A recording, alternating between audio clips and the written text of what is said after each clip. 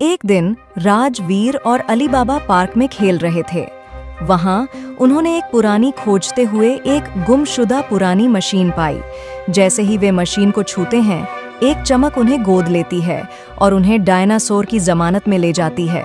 जब वे डायनासोर की जमानत में पहुंचते हैं तो उन्हें वहां बहुत ही अजीबोगरीब नज़ारे देखने को मिलते हैं।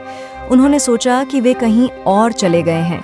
राज, वीर और अली बाबा ने डायनासोर को देखकर बहुत ही डर गए, लेकिन उन्होंने सोचा कि वे इस अनोखी अनुभव का आनंद लेंगे। उन्होंने तैयारी की और डायनासोर की डबलिंग शुरू कर दी। राज ने डायनासोर की आवाज की नकल की, जबकि वीर ने उसके सारे चलनों की नकल की। अली बाबा ने डायनासोर की आकृति में रंग भरना शुरू किया। वे तीनों का ध्यान खींचने वाले डायनासोर अपने पास चला गया। वे तीनों के सीने लेता है और जमकर हंसने लगता है। डायनासोर के दरबार में राज, वीर और अली बाबा के लिए एक बड़ा मिठाई कोष आयोजित किया गया। वे सबको खुश करने के लिए मिठाई तैयार करते हैं, जो कि बहुत ही स्वादिष्ट होती है।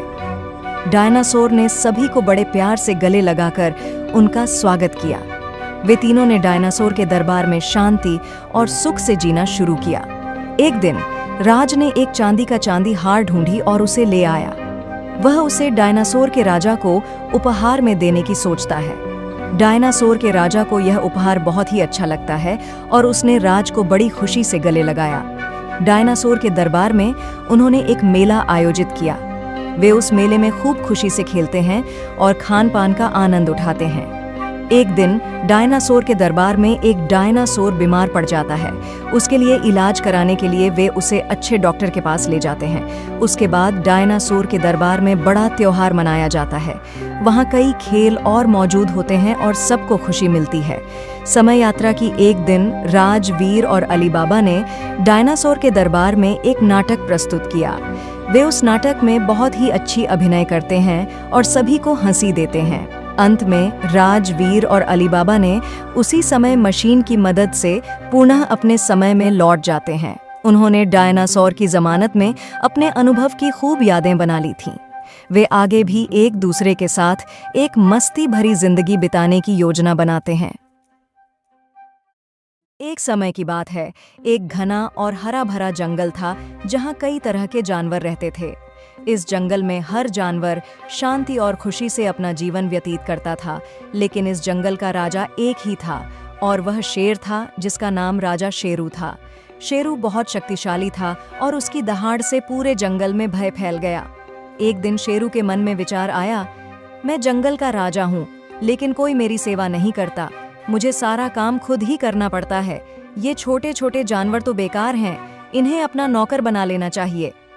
अगले दिन शेरू ने जंगल में एक बड़ी सभा बुलाई। सभी जानवर डर से कांपते हुए इकट्ठे हो गए।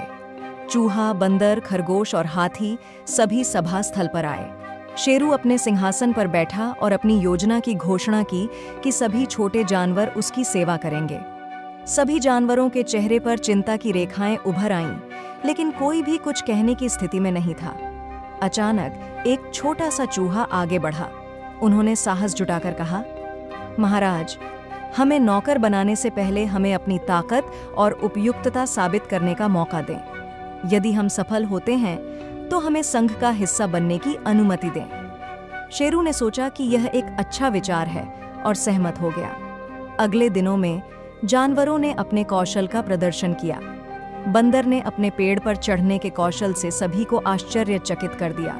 खरगोश ने अपनी गति से सभी को प्रभावित किया और चूहे ने अपनी चतुराई से शेरू को कई जालों से बचाया। जानवरों की प्रतिभा से प्रभावित होकर शेरू ने अपना फैसला बदल लिया।